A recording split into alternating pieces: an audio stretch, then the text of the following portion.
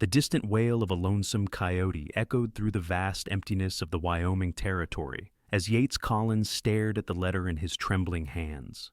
The year was 1875, and his life had just been turned upside down, with 12 scribbled lines of cursive that told him his brother and sister-in-law were dead, leaving their 3 young children orphaned and in his care. "Uncle Yates, Emma won't give me back my wooden horse." The shrill voice of 6-year-old William pierced the morning calm as Yates tucked the letter into his vest pocket and turned toward the small, weathered cabin he now shared with his niece and 2 nephews. "Emma, give your brother back his toy." Yates sighed, running a calloused hand through his sandy brown hair. At 32, he had never imagined himself responsible for raising children. He'd spent the last decade working cattle drives across the Western Territories, sleeping under stars, and answering to no one but trail bosses and his own conscience. Emma, a precocious 8-year-old with auburn braids and her mother's stubborn chin, appeared in the doorway. Wooden horse clutched to her chest. "But he wasn't playing with it proper. Horses don't fly, Uncle Yates." "Do too!" William shouted, his small face flushed with indignation. 4-year-old Samuel toddled out behind his siblings, thumb firmly planted in his mouth, eyes wide and solemn as they had been since Yates had collected the children from the church in Laramie 3 weeks prior. Yates knelt down, his worn leather chaps creaking. "Emma, please give Will his horse. Will, horses stay on the ground. And Samuel." He gently pulled the boy's thumb from his mouth. "Let's wash up for breakfast." The morning routine that followed was chaotic at best, a battle of wills and tears as Yates attempted to wrangle 3 grieving children through washing faces, combing hair, and eating the disappointing breakfast of dry biscuits and beans he'd managed to cook without burning. By mid-morning, Yates sat on the porch steps, watching the children play half-heartedly in the dirt yard while he cleaned his revolver. The cabin and small plot of land had been his brother Matthew's dream, a fresh start after the war. Now it was Yates's responsibility, along with 20 head of cattle, 2 horses, and 3 heartbroken children. The sound of wagon wheels drew his attention to the dusty road that connected their isolated homestead to the nearest town of Sweetwater, 15 miles away. Visitors were rare, and Yates instinctively placed his hand on his holstered gun as he stood. The wagon came into view, a single horse pulling a modest covered wagon, driven by a woman. Yates squinted against the sun. He didn't recognize the visitor, and wariness prickled at the back of his neck. "Children, come here," he called, and the 3 scrambled to stand behind him as the wagon drew closer. The woman pulled her horse to a stop, a respectful distance from the cabin. She was dressed simply in a blue calico dress, her honey-colored hair tucked beneath a practical bonnet. What struck Yates most was her smile, tentative but warm as summer sunshine. "Mr. Collins?" she called, her voice clear and confident despite her apparent nervousness. "That's me," Yates replied, his hand still resting on his gun. "What can I do for you, madam?" "I'm Bethany O'Brien. Reverend Parker in town mentioned you might be in need of some assistance." She gestured to the back of her wagon. "I've brought some food and supplies." Yates stiffened, pride warred with practicality. The pantry was nearly bare, and he was a terrible cook at best. But accepting charity felt like admitting failure, and he'd been failing these children in new ways every day since their arrival. "We're managing just fine, Miss O'Brien," he said, even as Emma tugged at his pant leg. "Uncle Yates, I'm hungry," she whispered, though not quietly enough. Bethany's smile didn't falter. "Please, I insist. Consider it a neighborly gesture. I've brought fresh bread, stew, preserves, and..." She looked directly at the children. "Some apple pie." 3 pairs of eyes widened, and Yates knew he was outnumbered. "That's mighty generous of you," he conceded. Bethany climbed down from the wagon with the grace of someone accustomed to doing so alone. She was younger than Yates had initially thought, perhaps 25, with freckles dusting her nose and bright green eyes that assessed the situation with kindness but also shrewd intelligence. "I've also brought some fabric and thread, Mr. Collins. I noticed at church on Sunday that the children's clothes need some attention." She spoke matter-of-factly, without judgment, but Yates felt the heat of embarrassment creep up his neck nonetheless. "Call me Yates, please," he mumbled, moving to help her unload the wagon. The children, initially shy, quickly warmed to Bethany as she unpacked containers of food that smelled better than anything they'd eaten in weeks. Samuel even removed his thumb from his mouth long enough to accept a small piece of bread that Bethany offered him. "Miss O'Brien teaches at the schoolhouse," Emma announced, her eyes following Bethany's every move. "Is that right, Miss O'Brien?" Bethany nodded, arranging jars of preserves on the rough-hewn table. "That's right, Emma. I remember you from your first day in town. You have a gift for reading, as I recall." Emma beamed, the first genuine smile Yates had seen from her since her arrival. "And you must be William," Bethany continued, addressing the middle child. "I've heard you're quite the brave young man." William puffed up his chest. "I can ride a horse all by myself." "Cannot," Emma interjected. "Uncle Yates always holds you." "Can too." "That's enough," Yates said, though his tone lacked conviction. He'd yet to master the authoritative voice that seemed to come naturally to parents. Bethany moved effortlessly through the cabin, warming the stew she'd brought, and setting the table as if she belonged there. Yates watched, mesmerized by her efficiency and the way the children gravitated toward her. "Why are you doing this?" he asked quietly when the children were distracted by the basket of toys she'd also brought. Bethany's hands stilled as she arranged biscuits on a plate. "My parents died when I was 12. I know what it's like for these little ones." She glanced at the children. "And I know what it's like to be suddenly responsible for others when you've never prepared for it." Yates felt a connection in that moment, a bridge of understanding that spanned the space between them. "I'm not cut out for this," he admitted in a low voice. Matt was the family man. "I've spent my life avoiding putting down roots. Yet here you are," Bethany said simply. Lunch was a revelation. The stew was rich with vegetables and tender beef, the bread still warm, the preserves sweet and tangy. The children ate until their small bellies were full, and Yates realized it had been days since he'd seen them so content. After the meal, Bethany insisted on washing the dishes while Yates took the children outside to tend to the afternoon chores. When they returned, they found her mending William's torn shirt with neat, practiced stitches. "Miss O'Brien, will you stay for dinner too?" Emma asked, her voice hopeful. Bethany looked to Yates, a question in her eyes. "We'd be honored," he said, surprising himself with the sincerity of the invitation. She stayed through dinner, helping the children wash and change into night clothes that suddenly seemed cleaner and less ragged than they had that morning. She read them a story from a book she'd brought, and even Samuel crawled into her lap, his thumb momentarily forgotten as he listened to the tale of brave knights and fair maidens. Night had fallen by the time the children were asleep, tucked into the single bedroom they shared. Yates and Bethany sat on the porch, steaming cups of coffee warming their hands against the cool evening air. "They're wonderful children," Bethany said softly. "You're doing better than you think." Yates snorted. "I nearly burned the cabin down trying to make flapjacks yesterday." She laughed, the sound like music in the still night. "Cooking can be learned. So can mending and reading bedtime stories. And what about the nightmares, the crying for parents who will never come back? What can be learned to fix that?" The words came out harsher than he intended, laden with his own sense of inadequacy. Bethany was quiet for a long moment. "Nothing fixes that," she finally said. "Time softens it, love surrounds it, but it never truly leaves them." She looked at him, her eyes reflecting the moonlight. "Or you." Yates looked away, uncomfortable with her insight. "I should get you home. It's not safe for a woman to travel alone at night." She nodded, gathering her shawl around her shoulders. "I could come back," she offered. "Tomorrow, perhaps. I could bring more food, show you how to prepare some simple meals." Relief and something else, something warmer flooded through him. That would be helpful. As he helped her into her wagon and watched her drive away, Yates realized the hollow feeling in his chest had eased slightly. For the first time since receiving that fateful letter, he felt a flicker of hope that perhaps he wasn't entirely alone in this unexpected journey of guardianship. True to her word, Bethany returned the next day, and the day after that. Each visit brought new supplies, new knowledge, and new smiles from the children. She taught Yates to make a simple stew, showed Emma how to sew a button, helped William construct a proper corral for his wooden horses, and coaxed the first word from Samuel since his parents' death, a soft please when offered a slice of honey cake. Within 2 weeks, her visits had become part of their routine.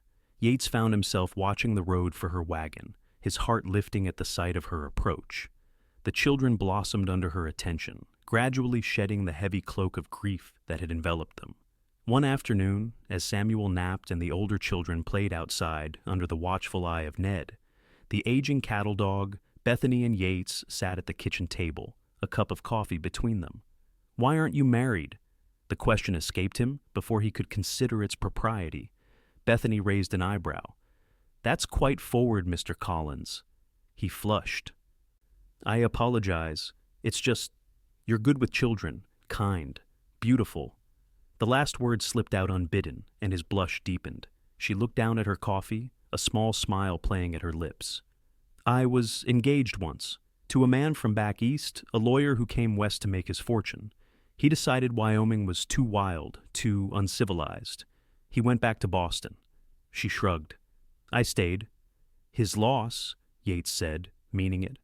Their eyes met across the table, and something shifted between them, a recognition, perhaps, of kindred spirits finding unexpected common ground. The moment was broken by William's triumphant shout as he successfully lassoed the fence post Yates had set up for him to practice on. "You're good for them," Bethany said softly. "They need a man like you, honest, steady, willing to learn what you don't know." Yates had never thought of himself as steady. He'd been a wanderer, a hired gun when necessary, a cowhand most often. But in her eyes, he saw a reflection of someone better than he'd believed himself to be. As spring warmed into summer, Bethany's presence became woven into the fabric of their lives. She brought books for Emma, who devoured stories like a starving child, wooden puzzles for William that challenged his quick mind, and soft flannel animals for Samuel, who was slowly emerging from his shell of silence. For Yates, she brought conversation, companionship, and a growing feeling he was hesitant to name. The children began attending school in town 3 days a week, with Yates driving them in the wagon and using the opportunity to purchase supplies and check for work. He'd taken odd jobs breaking horses, helping with brandings, repairing fences, anything to keep food on the table and a roof over their heads. On school days, he would linger in town, finding excuses to visit the schoolhouse at the end of the day, watching Bethany interact with her students, her face animated with passion for learning. Sometimes she would catch his eye through the window and smile, a private exchange that sent warmth spreading through his chest. "You sweet on Miss O'Brien, Uncle Yates?" Emma asked one evening as he tucked her into bed. "What makes you ask that?" He deflected, smoothing her covers. "You look at her like the prince looks at Cinderella in the story," she said, with the frank observation of childhood. Yates cleared his throat. "Miss O'Brien is a kind woman who's helped us tremendously." Emma yawned. "I think she's sweet on you, too." The thought followed him outside as he completed his evening check of the property. The moon was high and bright, casting silver light across the small homestead. In the distance, he could make out the shapes of the cattle, dark silhouettes against the pale prairie grass. He'd been a fool to think he could do this alone, raise 3 children, run a small ranch, build a life from the ashes of his brother's dreams. But with Bethany's help, the impossible had begun to seem manageable. The children were healing. The cabin had become a home, and Yates, to his surprise, had started to imagine a future here, a future that increasingly included Bethany O'Brien. The town social was announced for mid-July, a celebration of summer with dancing, food, and community gathering. Yates had avoided such events his entire adult life, preferring the company of cattle and fellow ranch hands to the formality of town functions. "You should come," Bethany suggested as they sat on the porch one evening after the children were asleep. "The children would love it. There will be games and sweets." "I don't dance," Yates replied automatically. She smiled. "Everyone can dance with the right partner." He looked at her, then really looked at her. The moonlight silvered her hair and softened her features. She had flour on her cheek from the bread-making lesson she'd given Emma earlier, and her hands were reddened from hot water and work. She was the most beautiful woman he'd ever seen. "Would you save me a dance, then?" he asked, his voice rough with emotion he couldn't quite contain. "I'll save you all of them," she answered softly. The night of the social arrived with clear skies and a gentle breeze. Yates had bathed in the creek, scrubbing until his skin was pink, and donned his only good shirt, a white cotton button-up that had belonged to Matthew and was slightly too tight across the shoulders. His black wool trousers were pressed, his boots polished to a shine, and he'd even trimmed his beard. The children were similarly transformed. Emma wore a new dress that Bethany had sewn, the blue calico matching the ribbon in her neatly braided hair. William and Samuel were scrubbed clean, their hair slicked down with water, dressed in matching suspenders and white shirts that made them look like miniature gentlemen. "You look mighty handsome, Uncle Yates," Emma said, circling him with a critical eye. "Thank you, Miss Emma," he replied with a formal bow that made her giggle. "And you look like a proper young lady." They loaded into the wagon, excitement vibrating from the children like heat from a stove. Even Samuel was animated, pointing at birds and asking, "What's that?" in the newly recovered voice that still brought tears to Yates's eyes when he heard it. The town square was transformed for the occasion. Lanterns hung from ropes strung between buildings, casting a warm glow over the gathering. Tables laden with food lined one side, and a platform had been erected where 3 musicians played lively tunes on fiddle, banjo, and accordion. Yates helped the children down from the wagon, his eyes scanning the crowd for Bethany. He spotted her near the refreshment table, serving punch to an elderly couple. She wore a green dress that brought out the color of her eyes, and her hair was arranged in loose curls that framed her face.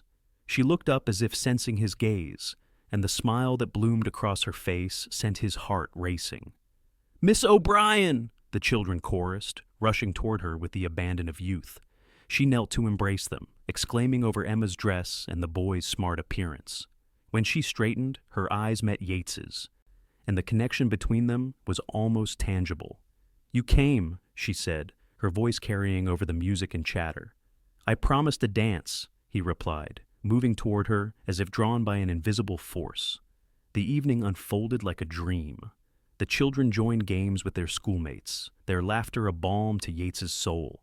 He and Bethany circulated among the townspeople, and he was surprised to find himself welcomed rather than regarded with the suspicion often directed at former drifters. "You've made quite an impression," Bethany murmured as they watched William attempt to catch a greased pig, much to the delight of the crowd. "Taking in those children, making a go of the ranch, people respect that." "I've had help," he said, his eyes never leaving her face. When the music shifted to a waltz, Bethany's hand slipped into his. "I believe you owe me a dance, Mr. Collins." His throat tight with emotion, Yates led her to the dance floor. "I wasn't lying when I said I don't dance," he warned. She placed his hand at her waist and took the other in her own. "Just follow my lead," she whispered, and then they were moving. Yates was stiff at first, counting steps in his head, terrified of stepping on her toes or making a fool of himself. But gradually, the music seeped into him, and the feel of Bethany in his arms became the only reality that mattered. They moved together, as if they'd been dancing for years, turning beneath the stars as the fiddle sang of longing and hope. "You're a natural," Bethany said, her face flushed with pleasure. "I have a good teacher," he replied, drawing her slightly closer than was strictly proper. Her eyes darkened, and Yates felt the world narrow to just the two of them, suspended in a moment of perfect understanding. The spell was broken by a commotion at the edge of the square. Raised voices and the sound of breaking glass cut through the music, which faltered and stopped. "It's the Hanson brothers," someone muttered nearby. "Drunk again?" Yates tensed. The Hansons were notorious troublemakers, 3 brothers who ran a small, struggling ranch north of town and were known for their quick tempers and quicker fists, especially when whiskey was involved. "Stay here," Yates told Bethany, moving toward the disturbance. "Yates, don't!" she called after him, but he was already pushing through the crowd. The scene that greeted him was predictable. Frank Hanson, the eldest brother, was swaying on his feet, a broken bottle in his hand, facing off against the town marshal. Behind Frank, his brothers Dean and Lyle jeered and shouted encouragement. "This here's a public gathering," Marshal Thompson was saying, his hand hovering near his holstered gun. "You boys are welcome to join if you behave yourselves." "Don't want your charity dances," Frank slurred. "Just came to settle with Collins." Yates stiffened as all eyes turned to him. He had no quarrel with the Hansons that he knew of. "Problem, Frank?" he asked, keeping his voice level. Frank spat on the ground. You think you're better than us, don't you? Coming in here, taking over Matthew's place, getting cozy with the school marm. He jerked his chin toward Bethany, who had followed Yates despite his instruction to stay back. Your brother owed us money. This was news to Yates. If Matthew had a debt to you, I'll honor it, but this isn't the time or place to discuss it. Frank's laugh was ugly. Convenient. Matt said the same thing, right up till he got himself killed. He took a menacing step forward. Maybe accidents run in the family. The implication that Matthew's death had been something other than the wagon accident reported sent a chill through Yates. He was acutely aware of the children somewhere in the crowd, of Bethany standing just behind him, of the entire town watching. Frank, you're drunk, he said evenly. Go home, sleep it off. We can talk business tomorrow if you want. Ain't waiting, Frank growled and lunged. Years of hard living had honed Yates's reflexes. He sidestepped the attack, catching Frank's wrist and twisting until the broken bottle fell harmlessly to the ground. A quick sweep of his foot sent the larger man sprawling in the dirt. Dean and Lyle surged forward, but Marshal Thompson and two other men intercepted them. That's enough, Thompson barked. Hanson's, you're spending the night in my jail. Yates, stand down. Yates stepped back, breathing hard, adrenaline coursing through him. Frank glared up from the ground, hatred in his bloodshot eyes. This ain't over, Collins, he spat as Thompson hauled him to his feet. Not by a long shot. The crowd murmured as the brothers were led away, the festive mood dimmed by the confrontation. Yates felt a small hand slip into his, and looked down to see Samuel staring up at him, eyes wide with fear.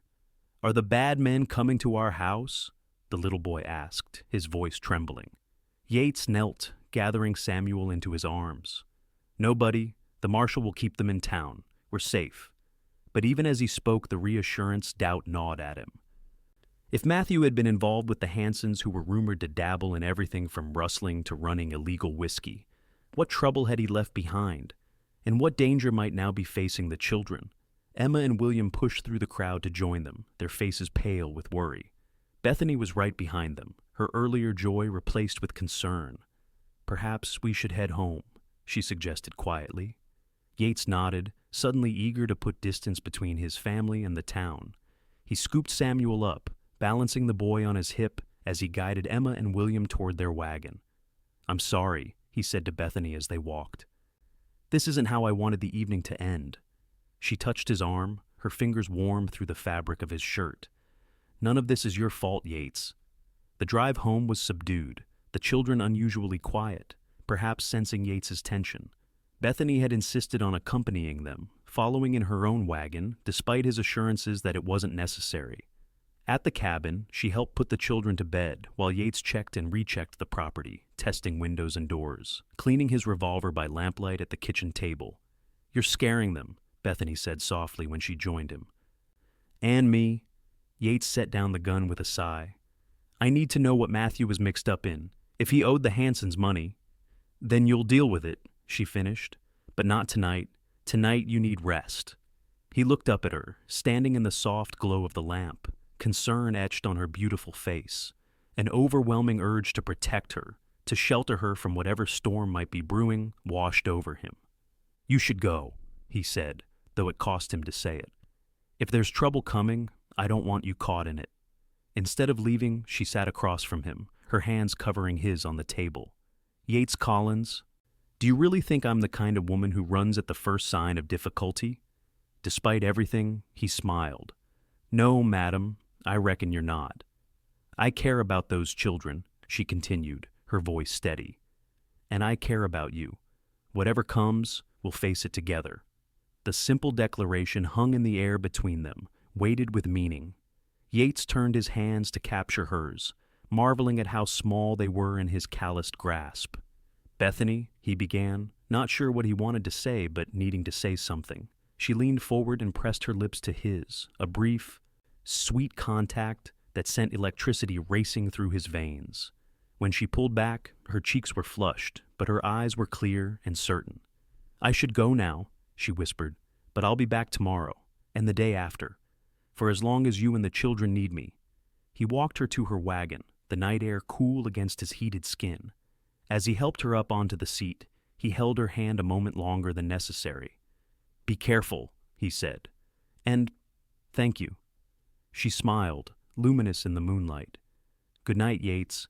He watched her wagon until it disappeared into the darkness, his lips still tingling from her kiss, his heart fuller than he could remember it being in years.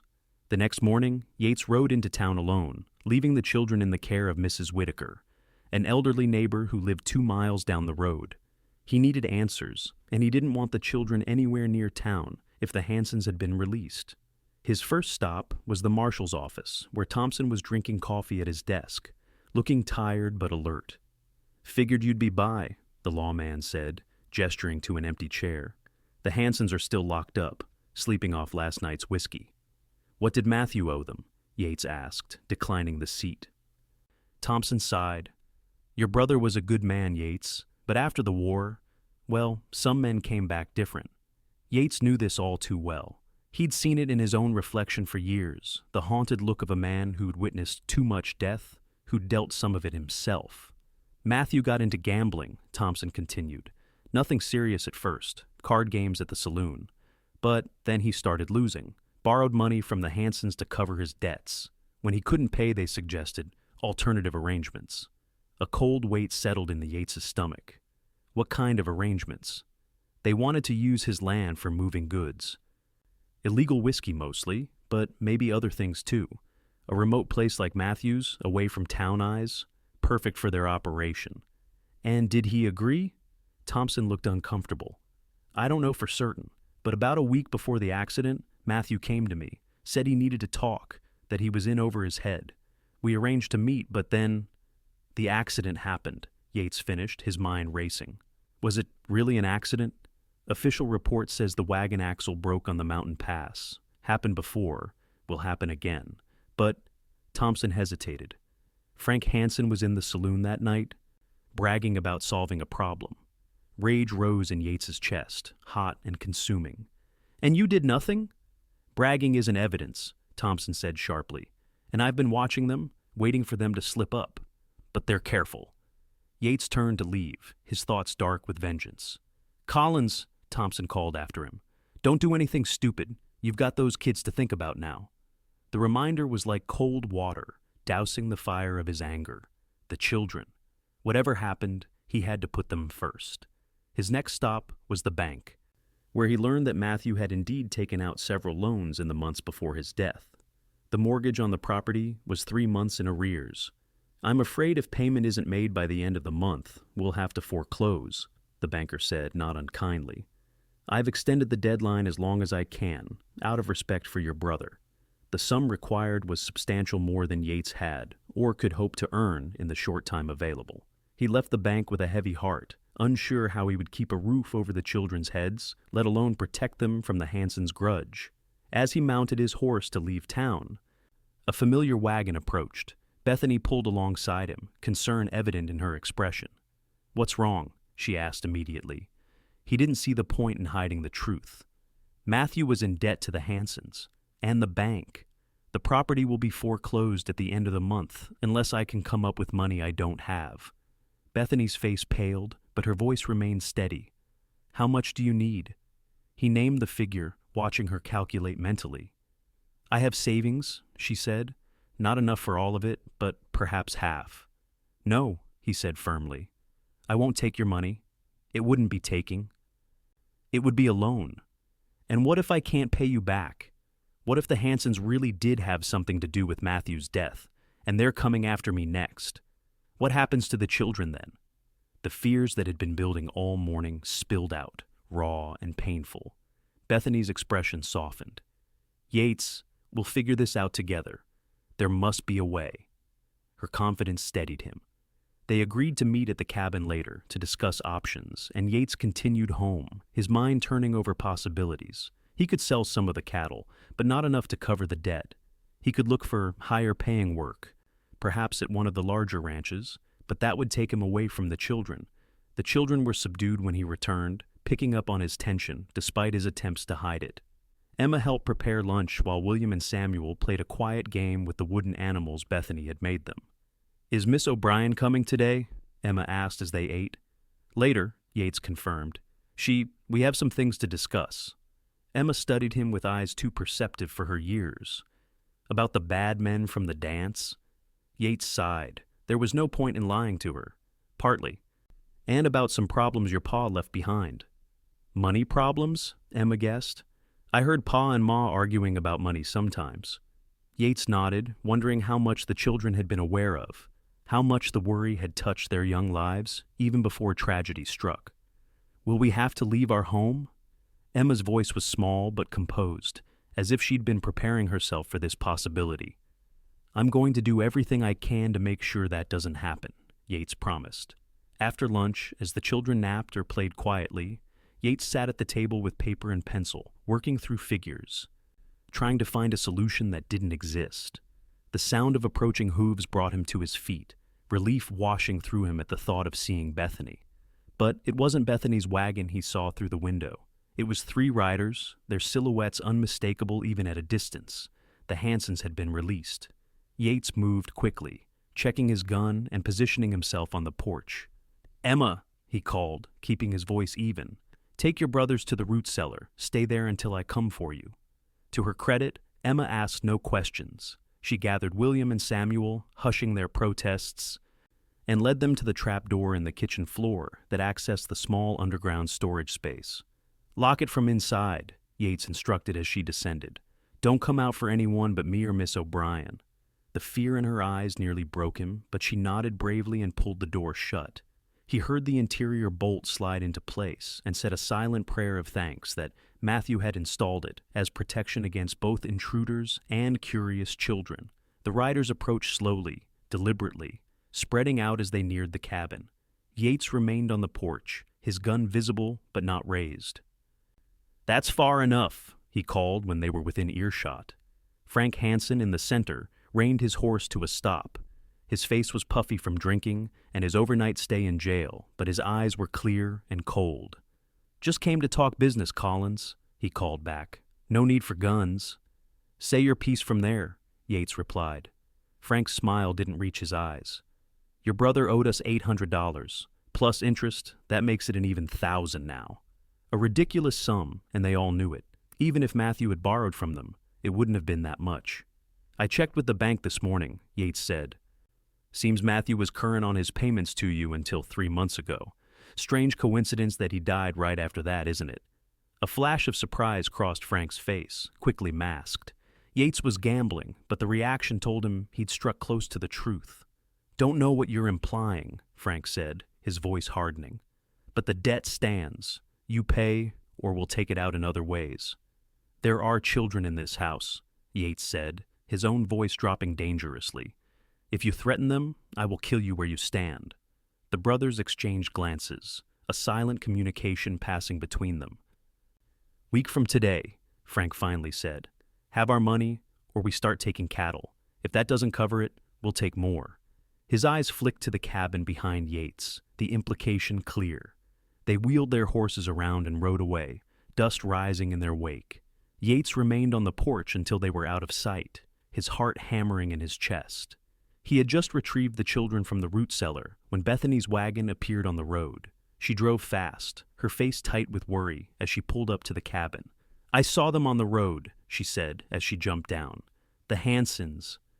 They didn't see me. I pulled off behind some trees. Are you all right? The children? We're fine, Yates assured her, though fine was far from how he felt. They've given me a week to come up with $1,000. Bethany's eyes widened. That's extortion. That's the Hansons? Yates replied grimly. They sent the children to play in the yard, within sight but out of earshot, while they discussed options at the kitchen table. I still say my savings, Bethany began. No, Yates interrupted. Even if I took your money, it wouldn't be enough, and they'd just come back for more. Men like that, they smell weakness. They'd never stop. Then what? You can't fight them alone. He ran a hand through his hair, frustration building. I could sell the cattle, the horses, pack up the children and leave, start fresh somewhere else. Running won't solve anything, Bethany argued, and those children have lost enough already. Their home is all they have left of their parents. She was right, but the alternative seemed equally impossible. Fight and risk everything, or pay and still potentially lose everything. Perhaps the marshal, Bethany suggested. Thompson won't act without proof, and we don't have any. Just suspicions. They talked in circles as the afternoon waned, neither able to see a clear path forward. The children came inside for dinner, subdued by the tension they could feel but not understand. "Uncle Yates," Emma said as she helped clear the dishes. "I found something in Pa's desk drawer last week. I didn't think it was important, but maybe it is." She disappeared into the small study that had been Matthew's and returned with a folded piece of paper. It has names and numbers on it, and dates. Yates unfolded the paper and felt his breath catch. It was a ledger of sorts: payments, dates, and initials. FH, DH, LH, the Hanson brothers, but also others: JT, Marshall Thompson, WB, William Byers, the banker, and more he didn't recognize. Most significantly, there were locations listed, remote spots in the county where Yates knew there were no homesteads or official businesses. "Emma, where exactly did you find this?" he asked, his mind racing. "In a secret drawer. You have to press the knot in the wood to make it open." It was a record of the Hansons' operation, their suppliers, their buyers, their drop points. And if Matthew had kept this, it meant he'd been gathering evidence, perhaps planning to expose them. Which made his accident look even more suspicious. "Bethany," Yates said quietly, "I need you to take the children to your place tonight. It's not safe for them here." Her eyes widened as she understood the implications of the document. "What are you going to do?" "Take this to Thompson. If he's not involved, he'll have to act on it. If he is..." Yates let the sentence hang. "And if he doesn't act quickly enough, the Hansons could come back any time." Yates knew she was right. Even with this evidence, legal justice might move too slowly to protect them. "I'll handle it," he said, his voice leaving no room for argument. Bethany looked at him for a long moment, then nodded. "We'll pack some things for the children." Within the hour, Bethany's wagon was loaded with small bundles of clothing and treasured toys. Yates knelt before the children, his heart aching at the fear and confusion in their eyes. "You're going to stay with Miss O'Brien for a few days," he explained. "It'll be like a holiday. You'll go to school with her, help in her garden, maybe even learn to make pie." "Aren't you coming?" Samuel asked, his lower lip trembling. Yates pulled him into a tight hug. "Not right away, buddy. I have some work to do here.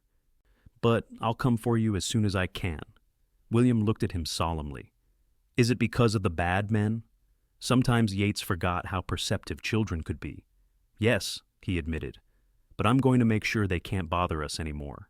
Emma, always the most intuitive, threw her arms around his neck. "Please be careful, Uncle Yates. We need you." The simple declaration nearly undid him. These children, who had lost so much, who had every right to be broken by grief, were worried about him. "I promise," he whispered into her hair. "I'll be careful." As he helped Bethany up onto the wagon seat, their hands lingered together. "I don't like leaving you alone," she said, her voice thick with emotion. "I'm not alone," he replied. "Not anymore. I have all of you to come back to." Her eyes shimmered with unshed tears. "You'd better. Those children need their uncle. And She paused, gathering courage. "I need you too, Yates Collins." He reached up and cupped her cheek, his thumb brushing away a tear that had escaped. "Then, I have every reason to be careful, and to end this quickly." The sight of the wagon disappearing down the road, carrying away the 4 people who had become his world, filled Yates with equal parts sadness and resolve. He had found something worth protecting, worth fighting for. Now he had to ensure they had a future together. The document Emma had discovered was damning. It detailed a year's worth of illegal whiskey shipments, with names, dates, and amounts paid. Some of the buyers were prominent citizens of Sweetwater and surrounding communities. The Hansons were merely the muscle the operation had deeper roots.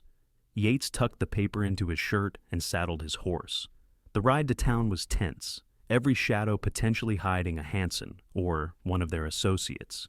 But he arrived at the marshal's office without incident. Thompson was alone, feet up on his desk, reading a newspaper. He looked up in surprise when Yates entered.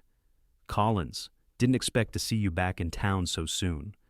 Yates closed the door behind him, keeping his hand near his gun. "The Hansons paid me a visit today." Thompson's expression gave nothing away. Thought they might? What did they want? $1,000 by next week, or they start taking payment in other ways. The marshal sighed, dropping his feet to the floor. I warned you they were trouble. They're more than trouble, Yates said, pulling out Matthew's document and placing it on the desk. They're criminals. And my brother was gathering evidence against them before he died. Thompson stared at the paper, his face draining of color as he read. Where did you get this? Matthew kept it hidden. My niece found it. The marshal's eyes flicked to the door, then back to Yates. Do you realize what you have here? This implicates half the county. Including you, Yates pointed out. JT appears quite regularly. Thompson's hand moved toward his gun, but Yates was faster, drawing and leveling his revolver at the marshal's chest. Don't, Yates warned. I'm not here to judge what you've done. I'm here because those bastards threaten my family. And I think they killed my brother. Thompson slowly raised his hands. I never wanted anyone hurt. The money was good, and I looked the other way. But I didn't know about Matthew until after it happened. I swear it. Yates studied the man's face, searching for deception. Prove it. Help me stop them. You don't understand. It's not just the Hansons. There are powerful people involved. I don't care if the governor himself is buying their whiskey, Yates said, his patience thinning. They threaten children, my brother's children. Something shifted in Thompson's expression, perhaps recognition of a line crossed, or simply the calculation that Yates Collins, with evidence and a personal vendetta, was more dangerous than the Hansons and their backers. What do you want me to do? He finally asked. Arrest them, tonight, all three brothers. Thompson laughed humorlessly. On what charge that will stick? This document isn't enough without someone willing to testify, and no one will. Threatening my family is enough, Yates insisted. It's your word against theirs. They'll be out in a day, and then what? They'll come after you with everything they have. Yates knew he was right. Legal channels wouldn't be enough, not in time. Then help me another way, he said. Where will they be tonight? Thompson's eyes narrowed. What are you planning? To protect what's mine. The marshal hesitated, then sighed heavily. Saturday night, they're always at the Dead Horse Saloon outside town. They have a regular card game in the back room with some of their buyers. Perfect. They'll all be in one place. Collins, think about what you're doing. You go in there guns blazing, you'll hang. Yates smiled grimly. Who said anything about guns? I just need them all together, and I need you to be somewhere else tonight. Understanding dawned on Thompson's face. You're planning to expose them, all of them. Hard to hide when you're caught in the act. The marshal leaned back, considering. There's a circuit judge due in town tomorrow. If there was enough evidence, enough witnesses, then make sure he's available tonight instead, Yates said, and bring plenty of deputies. As Yates left the marshal's office, the weight of what he was planning settled on him. It was risky, dangerous even, but he had run out of alternatives. The Hansons would never leave him and the children in peace as long as they had something to gain or something to hide. The Dead Horse Saloon was a dilapidated structure 3 miles outside of Sweetwater, a place where men went when they didn't want to be seen, engaging in activities the town proper might frown upon. As Yates approached in the fading light, he could see several horses tied outside, including the distinctive paint stallion Frank Hanson rode. He didn't go in through the front door. Instead, he circled around to the back, where a small window provided a view into the private room Thompson had described. Sure enough, the Hanson brothers were there, along with 4 other men Yates recognized from town, the banker, Byers, the owner of the general store, a cattle buyer, and the mayor himself. Cards and money were on the table, but so were several bottles and what appeared to be a ledger similar to the one Matthew had kept. They were conducting business, not just playing poker. Yates slipped away and positioned himself near the road, waiting. He didn't have to wait long. Within the hour, a wagon approached, driven by a man Yates didn't recognize. In the back were crates covered with blankets. This was the delivery Thompson had mentioned, the regular Saturday night shipment of illegal whiskey that would be distributed to buyers throughout the county. Yates stepped out of the shadows as the wagon neared, his gun drawn. Evening, he said conversationally. I'll take that delivery from here. The driver reached for a shotgun on the seat beside him, but froze when Yates cocked his revolver. Don't make this harder than it needs to be. You're making a big mistake, the the driver warned. "Do you know who this belongs to?" "I have a pretty good idea," Yates replied. "Now, step down slowly." Once the driver was secured tied to a tree, a safe distance away, Yates took control of the wagon. The plan was simple: drive the delivery right up to the saloon, create enough commotion to bring everyone outside, and wait for Thompson and his deputies to arrive. What could go wrong? As it turned out, quite a lot. Yates drove the wagon directly to the front of the saloon and called out loudly, "Delivery for the Hansons!" The front door burst open, and several men spilled out, including Dean Hanson. His eyes widened in recognition, then narrowed in rage. "Collins, what the hell are you doing with our wagon?" "Just helping out," Yates replied, keeping his tone light despite the tension coiling in his gut. "Thought I'd bring your goods directly to you. Save you the trouble of coming to collect them from me." By now, others had emerged, including Frank and Lyle. The regular patrons of the saloon, sensing trouble, began to drift away from the building. "Where's Pete?" Frank demanded, referring to the driver. "Tied up at the moment," Yates said. "But don't worry about him. Worry about what happens when the marshal sees what's in these crates." Frank's face contorted with fury. "You stupid son of a—" The sound of approaching horses cut him off. Thompson appeared at the head of a group of 6 men, including several Yates recognized as deputies and one distinguished-looking older man who could only be the circuit judge. "What's going on here?" Thompson called out, playing his part perfectly. "Just delivering some goods to Mr. Hanson," Yates replied, "though I'm not sure he has the proper licenses to sell what's in these crates." The judge dismounted, his expression stern. "Marshal, check the contents of that wagon." One of the deputies moved forward and pulled back the blanket covering the nearest crate, revealing bottles of unmarked whiskey. "Illegal spirits," the deputy announced. "No tax stamps." "This is a setup," Frank shouted. "Collins put those there." "Then you won't mind if we check inside the saloon as well?" the judge asked mildly. The panic that flashed across the faces of the men gathered on the porch told Yates that his plan was working. Inside, they would find not only more illegal whiskey, but also the ledgers documenting their operation. What he didn't anticipate was Frank Hanson's desperation. With a roar of rage, Frank drew his gun and fired at Yates. The bullet grazed his arm, tearing through his shirt sleeve and leaving a burning trail across his skin. Yates dove from the wagon as more shots rang out, taking cover behind a water trough as the night erupted into chaos. Deputies returned fire, and patrons still inside the saloon streamed out, screaming and running for safety. Through the confusion, Yates saw Frank and his brothers attempting to escape through the back. "Thompson!" he shouted. "They're running!" The marshal and 2 deputies gave chase, disappearing around the side of the building. Yates pushed himself up, ignoring the pain in his arm, and followed. He found them in a standoff behind the saloon, the Hansons with their backs to the forest. Thompson and his deputies with guns drawn in a semicircle before them. "It's over, Frank," Thompson called. "Drop your weapons." Frank's laugh was wild, unhinged. "It's never over? You think you can betray us and live? You think any of you will make it to morning if we're arrested?" "Your operation is exposed," Thompson replied. "The judge has the evidence. Your buyers are being rounded up as we speak. There's nowhere to run." For a moment, it seemed Frank might surrender. Then his eyes found Yates, standing slightly behind Thompson and hardened with hatred. "You," he snarled. "This is all because of you. Just like your brother always thinking you're better than everyone else." "Matthew was better than you," Yates said quietly. "He was trying to stop you. And look what it got him." Frank's smile was vicious. "A broken neck at the bottom of a ravine. Wonder if you'll fare any better." The admission of guilt was all Yates needed to hear. In that moment, he didn't care about the law, about witnesses, about doing things properly. The man who had killed his brother, who had orphaned 3 innocent children, was standing before him, gloating.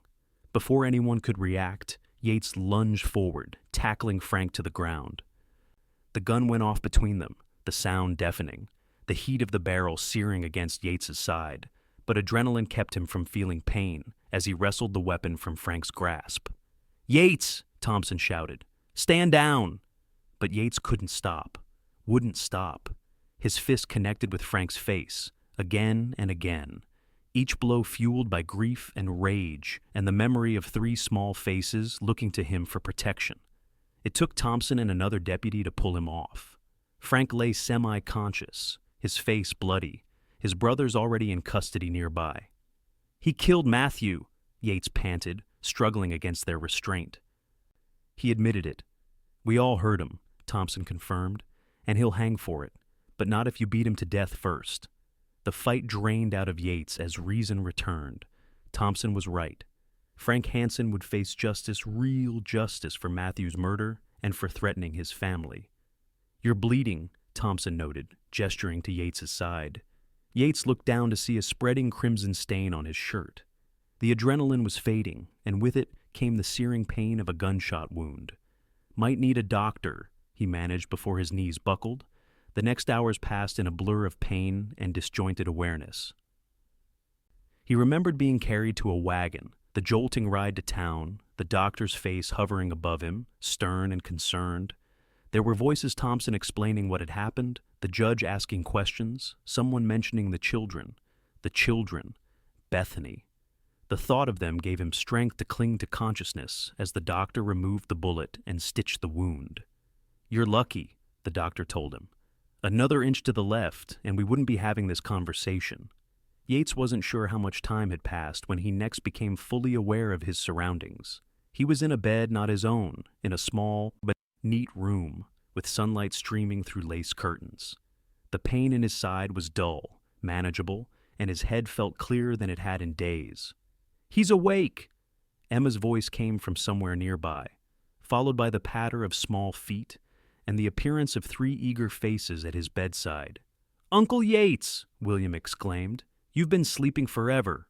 Samuel simply climbed onto the bed and nestled against Yates's uninjured side, his small body warm and solid and real. "Careful!" Bethany's voice cautioned from the doorway. "Your uncle is still healing." She looked tired but radiant, her hair loose around her shoulders, her eyes bright with relief. She moved to the bedside, gently brushing hair from Yates's forehead with a tender touch that spoke volumes. "Where am I?" Yates asked, his voice rough from disuse. "My home," Bethany replied.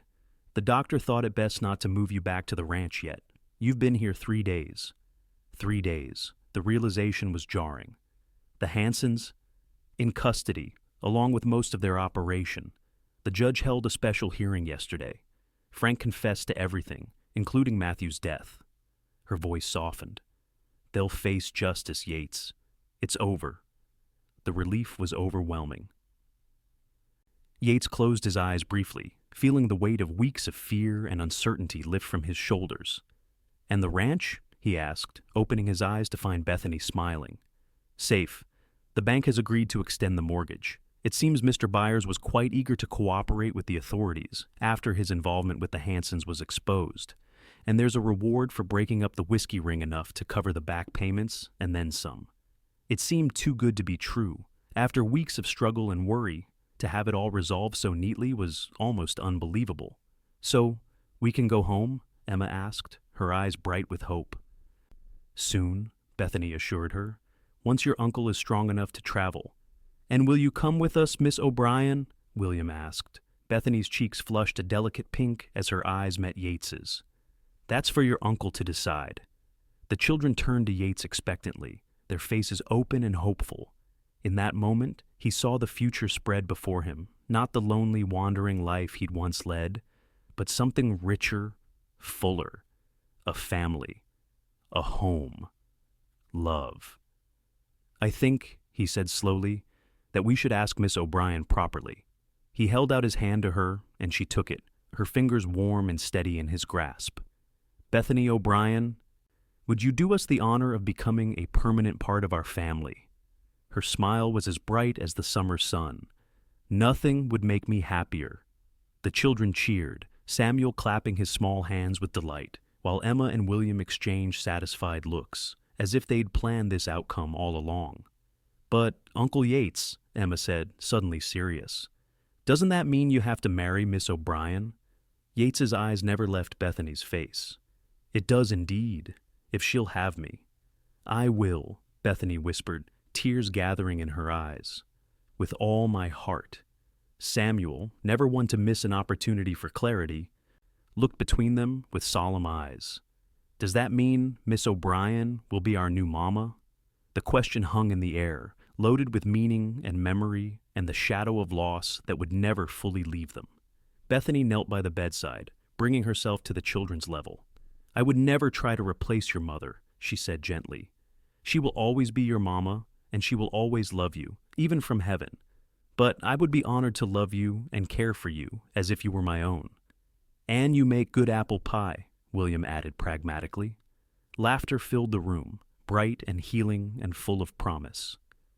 Yates looked at the four faces surrounding him, his family, unexpected and precious beyond measure, and knew that whatever challenges lay ahead, they would face them together.